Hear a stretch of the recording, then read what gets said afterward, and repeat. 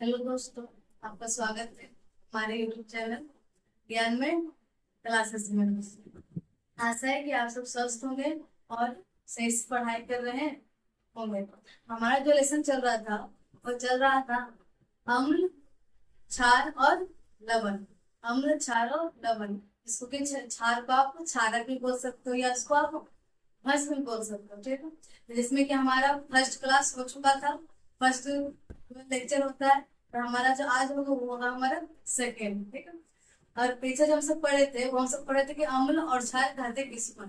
ठीक है, तो जो स्वाद में क्या हो, खट्टे हो उसे अम्ल कहेंगे, और जो स्वाद में कड़वे हो उसे क्षार कहेंगे। जो जल में, जो पानी में H+ आयन है उसे क्या कहेंगे, उसे अम्ल कहेंगे। और जो जल में OH- आयन प्रदान करे उसे हम क्षार कहेंगे। और फिर पढ़े थे हम लिटमस पत्र के बारे में। इस बारे में लिटमस पत्र के बारे में, लिटमस पत्र में क्या था कि अगर लिटमस पत्र नीला है और नीला को लाल कर दो तो उसको क्या कहेंगे, उसको अम्ल कहेंगे। और अगर क्षार है और लिटमस पत्र हमारा लाल है और लाल से नीला हो जाए उसको क्या बोलेंगे, हम सब क्षार बोलेंगे। ठीक है, फिर सूचक के बारे में पढ़े थे कि सूचक होता है क्या है। सूचक सूचना देने वाला कि अगर कोई भी पदार्थ है और उसमें अगर हम अम्ल और क्षार के बारे में जानकारी लेंगे, अगर मतलब कि जैसे वहां पर अम्ल और क्षार गया तो हमको जानकारी मिल जाता है उस पदार्थ से। इसमें कि हम सब पढ़े थे प्राकृतिक, और पढ़े थे हम सब कृत्रिम, और पढ़े थे गंधीय। ये तीन टॉपिक हम सब क्या किए थे, पढ़ लिए थे। प्राकृतिक में लिटमस पत्र। लिटमस पत्र क्या होता है, वो भी हमारा कोई पदार्थ है, उसमें जैसे अम्ल में मिला और उसका रंग क्या हो गया, लाल हो गया। नीला से क्या हो गया, लाल। तो हमको क्या हुआ, सूचना पता चला। प्रकृति में क्या था आपका, मिथाइल ऑरेंज था, उसके बारे में हमको जानकारी मिलता था। समझ बात को। फिर हमारा गंधीय में मिलता था जानकारी कि अगर वो अम्ल है, अम्ल अगर किसी भी चीज पर पड़ा तो क्या होता है, उसका गंध पूरा मतलब होना शुरू होता है। इस तरह का हम सब सारा चीज पीछे पढ़ लिए थे। ठीक, अम्ल और क्षार के बारे में। और आज हम सब पढ़ेंगे, वो हम सब पढ़ेंगे कि अम्ल और क्षार के रासायनिक गुण के बारे में। अम्ल और क्षार के रासायनिक गुण, अम्ल और क्षार के रासायनिक गुण के बारे में हम सब क्या करेंगे, आज पढ़ेंगे कि अम्ल और क्षार किस किस के साथ अभिक्रिया करती है और क्या बनाती है। इसके साथ क्या क्रियाएं करते हो, क्या बनाती है। तो सारा चीज हम सब क्या करेंगे इस क्लास में पढ़ेंगे। तो जो पहला जो हमारा है वो क्या होता है कि अम्ल के धातु के साथ अभिक्रिया। अम्ल किसके साथ अभिक्रिया करे, धातु के साथ। और ये भी सुनिए कि जो हमारा जो धातु है, वो धातु जो हमारा है वो अम्ल के भी साथ अभिक्रियाएं करती है और क्षार के भी साथ अभिक्रिया करती है। और अम्ल और क्षार के साथ जब अभिक्रियाएं करती है तो दोनों सेम चीज बनाती है। पहला हमारा हाइड्रोजन गैस और जल। हाइड्रोजन गैस और जल। देखिए आप, बोला गया कि अम्ल की धातु के साथ अभिक्रिया। अम्ल किसके साथ अभिक्रिया करेगी, धातु के साथ। अम्ल किसके साथ अभिक्रिया कर ली, धातु के साथ। अगर दोनों अभिक्रिया कर ली तो बनाई क्या, तो बनाई लवण और क्या इसको बोलते हैं, हाँ लवण, चल बोलते लवण। लवण बनाएगा और H2 क्या बनाएगा, H2 गैस, हाइड्रोजन गैस बनाती है, हाइड्रोजन गैस बनाती है। ठीक है, क्या बोला गया कि अम्ल धातु के साथ अभिक्रिया करके लवण तथा हाइड्रोजन गैस बनाते हैं। अम्ल धातु के साथ अभिक्रिया करके, कोई भी धातु हो, धातु पीछे हम सब वो पढ़े थे ना धातु। ठीक है, धातु कोई भी धातु उसके साथ अम्ल क्या करेगी, अभिक्रिया करेगी तो लवण प्लस जल बनाएंगे। धातु वही सोना चांदी, क्या है धातु हमारा है, कॉपर सारा क्या है हमारा धातु है। ठीक, जो हमें पृथ्वी से प्राप्त होता है। ठीक, धातु हमारा है। धातु और धातु पढ़े हो ना, वही धातु हमारा है। ठीक है, और देखिए क्षार भी, क्षार की धातु के साथ अभिक्रिया, तो लगे क्षार धातु के साथ अभिक्रिया करके लवण तथा हाइड्रोजन गैस बनाती है। मतलब यानी हम बोल सकते हैं कि जो हमारा जो धातु है वो धातु क्या करेगा, क्षार के साथ भी अभिक्रियाएं करेगी और अम्ल के साथ करेगी, और बनाएगी क्या, बनाएगी लवण प्लस H2। लवण प्लस H2। अगर क्वेश्चन ज्यादा देखिए, इसमें इंपॉर्टेंट ज्यादा आपका ऑब्जेक्टिव, ऑब्जेक्टिव में डायरेक्ट पूछ लेता है कि अगर अम्ल क्षार के साथ अभिक्रिया करती है तो कौन कौन सी गैस बनाती है, तो क्या बोलिएगा, वहां पर आप सब बोलिएगा कि हाइड्रोजन गैस बनाती है। ठीक है, तो ये देखिए यहाँ पर भी देखिए हमारा कि क्षार की धातु के साथ अभिक्रिया, तो क्षार किसके साथ अभिक्रिया कर लिया, धातु के साथ।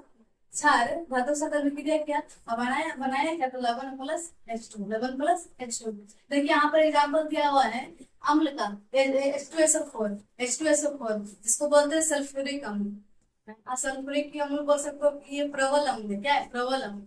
ठीक है, अम्लों का राजा जिसको बोलते हैं, अम्लों का राजा कौन है? हमारा सल्फ्यूरिक अम्ल है। ठीक है, तो सल्फ्यूरिक अम्ल, सल्फ्यूरिक अम्ल में कौन मिल गया? तो जेडन। जेडन हमारा क्या है? तो जेडन हमारा धातु है।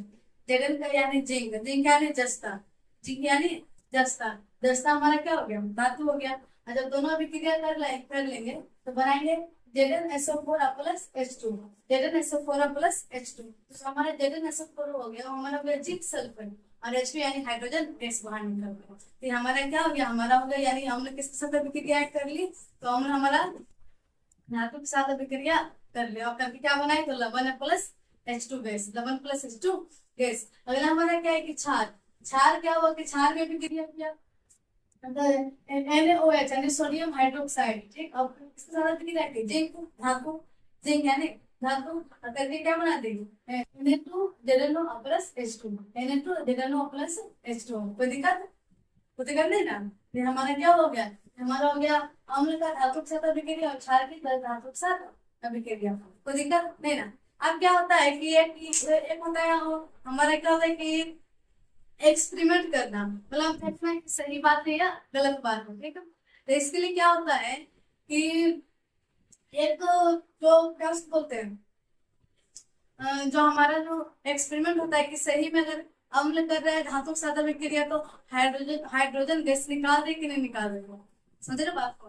हाइड्रोजन गैस निकाल रही कि निकाल नहीं रही है। ठीक, तो उसके लिए जो होता है उसका नाम होता है पोप स्टेट, पोप स्टेट। ठीक है, pap pap test, pap test बोलेगा। पोप टेस्ट क्या है? ठीक, पोप टेस्ट क्या है? बहुत इंपॉर्टेंट है पोप स्टेट। ठीक, आगे देखिए मतलब क्या कि जब किसी भी रासायनिक अभिक्रिया में प्रज्वलित से गैस निकलती है तो उसके पास जलती हुई मोमबत्ती ले जाने पर फटफट की ध्वनि उत्पन्न होती है, तो इसे पोप पोप टेस्ट कहते हैं। अतः निकलने वाली गैस क्या होती है? तो निकलने वाली गैस हमारा हाइड्रोजन गैस बोलेगा। ये क्या है? सुनिए क्या है। क्या हुआ कि हम क्या किया? परख नली लिए, परख नली यानी बर्तन, परख नली यानी बर्तन। देखिए बर्तन हम ले लिए। ठीक है, अभी जो हमारा जो बर्तन था, जो हमारा बर्तन था, समझ रहे बात को? इसमें हम क्या बोलते हैं? अम्ल, अम्ल। ठीक, माने अम्ल इस बर्तन में अम्ल। ठीक है, अब यहाँ पर अम्ल को लिया धातु। ठीक है, अब इसमें अगर हमारे अम्ल है इसमें धातु मिला देंगे, या धातु इसमें क्या मिला देंगे? अम्ल में मिला देंगे। ठीक है, अब ये क्या करेगी? यहाँ पर क्या हो जाएगा? अभिक्रिया शुरू हो जाएगा। समझ रहे बात? क्या शुरू हो जाएगा? अभिक्रिया है शुरू हो जाएगी। जब अभिक्रिया शुरू हुआ तो क्या करेंगे? जो परख नली है इससे एक एक रास्ता अवधि करेंगे। ठीक है, बंद हुआ रास्ता है। इसको क्या करेंगे? इसको लेकर के जाएंगे बाहर, इसको निकालेंगे। ठीक, इसमें क्या हो रहा है? गैस बन रहा है, हाइड्रोजन गैस। ठीक है, आई क्या था? एक क्या साबुन का घोल है, क्या साबुन का घोल है। क्योंकि डायरेक्ट अगर हाइड्रोजन हाइड्रोजन पानी में अगर मिलेगा, जल में अगर मिलेगा तो उड़ जाएगी। क्या जाएगी? उड़ जाएगी। ठीक है, तो इसलिए वहां पर क्या कुछ चीज का घोल कर सकते हो। ठीक है, और जैसे तो फिर यहाँ से क्या हुआ है कि जैसे यहाँ पर आया, ठीक, घोल जैसे उत्पन्न हुआ यहाँ पर, तो अगर ये H2 गैस है, यहाँ पर किसको जला देंगे? मोमबत्ती को। किसको जला देंगे? मोमबत्ती को।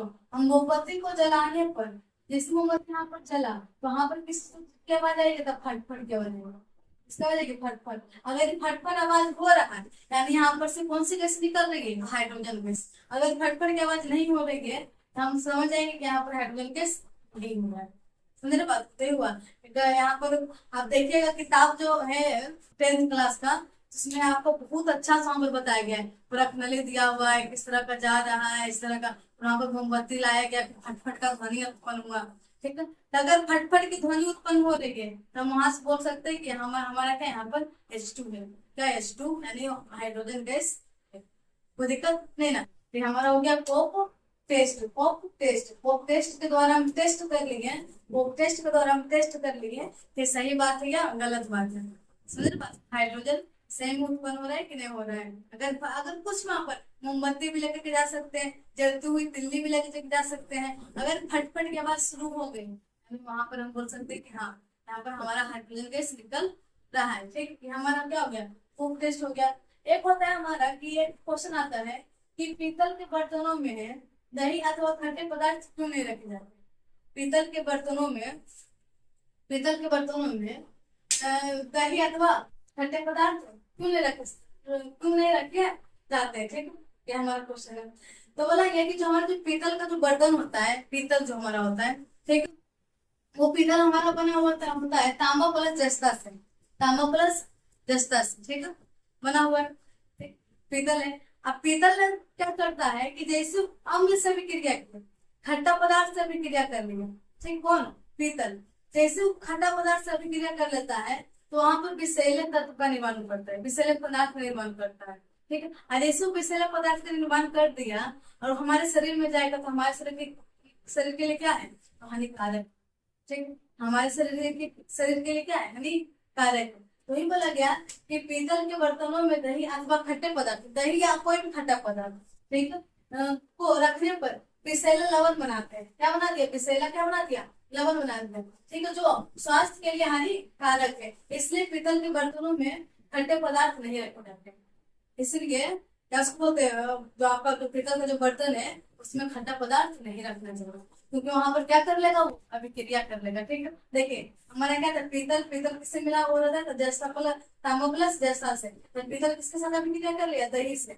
दही यानी अम्ल, खट्टा पदार्थ, और बनाएंगे तो विषैले लवण प्लस H2, ठीक है। ये हमारा क्या था, धातु, पीतल क्या है हमारा धातु है, अरे अम्ल के साथ अभिक्रिया करके क्या बना, लवण प्लस H2, लवण प्लस H2। तो इससे भी हम जानकारी ले सकते हैं कि यहाँ पर सेम अभिक्रिया हो रहा है कि नहीं हो रहा है, ठीक है। तो क्या खा करके लेंगे, नहीं, खाना नहीं है, बस करना है, ठीक है।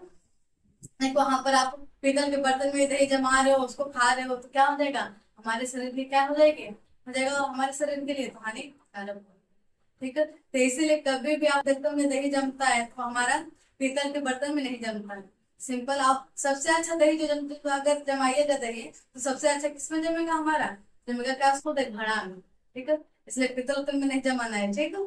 अगर जमाइएगा ना ही रखना है, ये नहीं कि पीतल का कटोरी लाए, पीतल का क्या उसको बोलते कटोरा लाए उसमें दही रख रहे, वो भी नहीं रखना, क्योंकि अगर रख दीजिएगा कुछ समय के बाद क्या कर लेगा, तुरंत शुरू कर लेगा अपना क्रिया करना। आप विक्रिया करके क्या बना देगा, विषैले लवण का निर्माण कर देगा, विषैले लवण का निर्माण, ठीक है।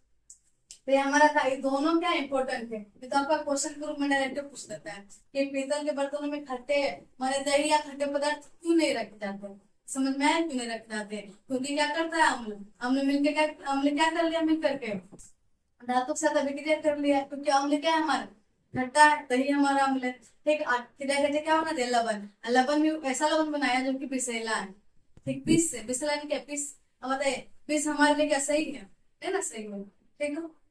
एक हमारा फोक टेस्ट के द्वारा भी हम पता कर सकते हैं, ठीक। ये देखिए सही है, पूरा प्रणाली लाइए, उसमें अम्ल और धातु को मिला दीजिए, मिलाने से क्या होगा, वहां से हाइड्रोजन गैस क्या होगी, उत्पन्न होगी, और उत्पन्न होगी तो वहां पर क्या करेगा, मतलब ऐसा चलाइएगा कि जो मतलब एक जगह मतलब क्या हो, रास्ता से वो निकले, जहां से भी निकले वहां पर क्या करे, मोमबत्ती रखिए, वहां पर क्या आवाज देगी, फटफट की ध्वनि उत्पन्न होगी। अब फटफट की ध्वनि उत्पन्न हो रही है यानी वहां पर हाइड्रोजन गैस सही होगा, और नहीं हो रही यानी हाइड्रोजन गैस, ठीक, कोई दिक्कत नहीं ना। एक हमारा है कि अब यह हो गया, एक हमारा है कि अम्ल, अम्ल की धातु ऑक्साइड के साथ अभिक्रिया गया, धातु ऑक्साइड यानी क्या, जब धातु और ऑक्सीजन दोनों साथ में मिलते उसको धातु ऑक्साइड बोलते हैं। जैसे हमारे MgO, तो मैग्नीशियम क्या था, धातु था, और उसके साथ क्या मिल गया, ऑक्सीजन, तो क्या बना दिया, मैग्नीशियम ऑक्साइड, मैग्नीशियम ऑक्साइड, ठीक है। तो उससे यहाँ पर क्या है, धातु ऑक्साइड, जैसे अम्ल धातु ऑक्साइड के साथ अभिक्रिया करती है, तो धातु ऑक्साइड के साथ अभिक्रिया करके क्या बनाती है, तो वहां भी हमारा बनाती है लवण प्लस जल, H2 ने बनाती है, लवण प्लस क्या बनाती है, जल, लवण प्लस जल, लवण प्लस जल। और वो जो हमारा जो लवण होता है वो उदासीन होता है, इसको आप उदासीनीय अभिक्रिया भी बोलते हैं। इसलिए यहाँ पर उदासीन क्या कहा गया, इसलिए कहा गया क्योंकि जो हमारा अम्ल है, ठीक है, देखिए अम्ल और प्लस क्षार जब दोनों मिलते हैं तो क्या बनाते हैं, लवण बनाते हैं, ठीक है। लवण में क्या तो उदासीन, उदासीन, ठीक, उदासीन अभिक्रिया, ठीक है। अम्ल और क्षार मिलकर क्या बनाता है, उदासीन बनाते हैं, ठीक है। तो ये हमारा क्या हुआ कि जो हमारा जो धातु ऑक्साइड जो होता है, धातु ऑक्साइड उसकी प्रकृति क्या होती है, तो उसकी प्रकृति क्या होती है, क्षारीय। जो धातु ऑक्साइड होता है उसकी प्रकृति क्या होती है, क्षारीय, ठीक है। अब बताइए जो धातु ऑक्साइड की प्रकृति क्या है, क्षारीय है, धातु ऑक्साइड किसके साथ अभिक्रिया करेगा, अम्ल के साथ, ठीक है। और इधर अम्ल है, इधर धातु ऑक्साइड है, और धातु ऑक्साइड की प्रकृति क्या है, क्षार है, और अम्ल और क्षार मिलेगी तो क्या बनाएंगे, लवण। ठीक, लवण बनाएगी क्या, उदासीन बनाएगी, उदासीन लवण। लवण क्या, उदासीन, समझ रहे हो बात को, तो वही हमारा हुआ कि जो हमारा अम्ल और क्या मिला, क्षार। अब पूछता है कि जो हमारा धातु ऑक्साइड है उसकी प्रकृति कैसी होती है, तो उसकी प्रकृति क्षारीय होती है। उसकी प्रकृति क्या होती है, क्षारीय होती है। ठीक, अम्ल और क्षार क्या कर लिया, अभिक्रिया कर लिया। ठीक, यहीं पर एक क्वेश्चन और बनता है कि अगर अम्ल धातु ऑक्साइड के साथ अभिक्रिया कर देंगे तो क्या क्षार करेगा अभिक्रिया, तो नहीं करेंगे। क्षार क्षार थोड़ा अभिक्रिया करेंगे, दोनों अभिक्रिया करेंगे। क्यों, क्योंकि इधर क्षार है, इधर धातु ऑक्साइड है। धातु ऑक्साइड की प्रकृति क्या होती है, क्षार, यानी वो भी क्षार है, और क्षार क्षार आपस में थोड़ा अभिक्रिया करेंगे ना, करेंगे।